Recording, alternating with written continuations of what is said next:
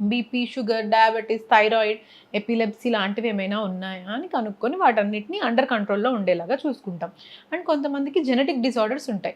Congenital marriages మేనరికం పెళ్లి చేసుకునే వాళ్ళకి క్రోమోసోమల్ అబ్నార్మాలిటీస్ ఉంటాయి కాబట్టి జెనెటిక్ కౌన్సెలింగ్ అనేది చేసుకోమని చెప్తాం.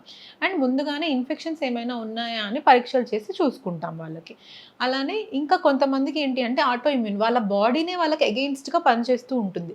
అలాంటి డిసీజెస్ ఏమైనా ఉన్నాయా అని రూల్ ఔట్ చేసుకుంటూ ఉండాలి. అండ్ కొంతమందికి గర్భసంచి అనేది అబ్నార్మల్‌గా ఫార్మ్ అయ్యి ఉంటుందనమాట. అట్లా అనటామికల్ డిసీజెస్ ఏమైనా ఉంటే వాటికి సంబంధించిన స్కాన్‌లు చేసుకుంటూ ఉండాలి.